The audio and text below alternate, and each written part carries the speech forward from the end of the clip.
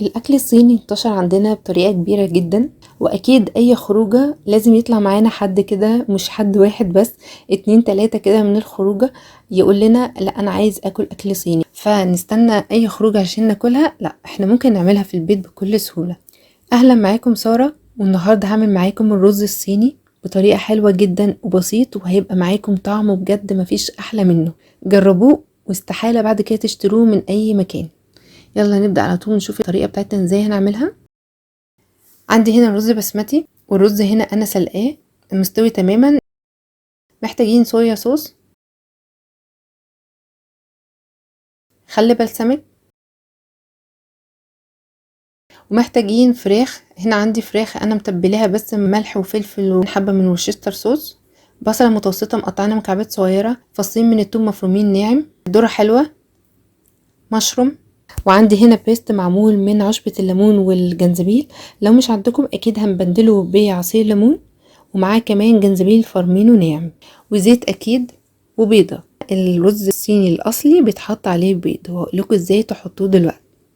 على طول في طاسة على النار تكون سخنة جدا هنبدأ نضيف الزيت عشان نكمل الوصفة تبقى معانا صينية.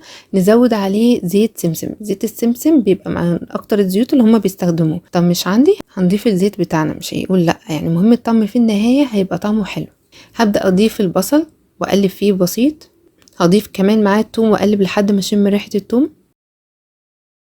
هخلي البصل والثوم اللي احنا قلبناه دلوقتي كده على طرف الطاسة. هضيف الفراخ واستنى شوية لو انا مش متأكدة ان الطاسة بتاعتي لسه درجة الحرارة بتاعتها عالية قوي، فعشان ما اخليش الفراخ تطلع المية بتاعتها وتبوظ لي الوصفة كلها. اما لو انا متأكدة ان انا شغالة على درجة حرارة عالية، فانا هقلب كل حاجة مع بعضها.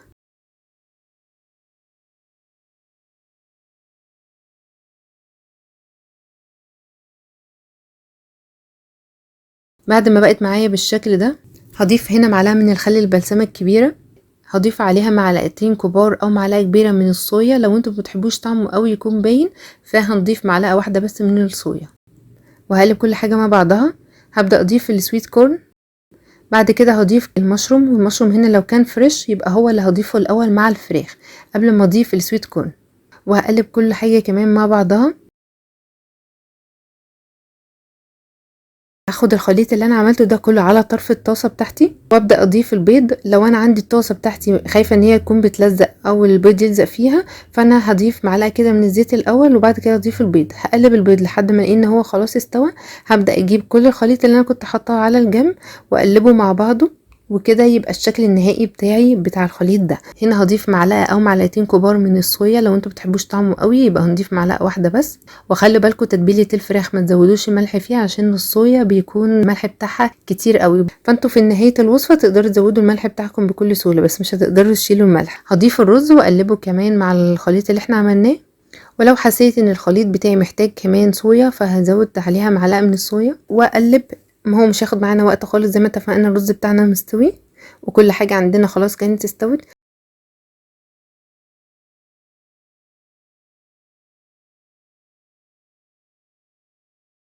وده الشكل النهائي بتاعه، وصيني صيني يعني بجد طعمه حلو قوي قوي، بجد جربوه هيعجبكم انا متأكدة، ومش هتشتروه بعد كده خالص. قابلكم ان شاء الله في فيديو جديد وصفات تانية مختلفة، وسلام عليكم.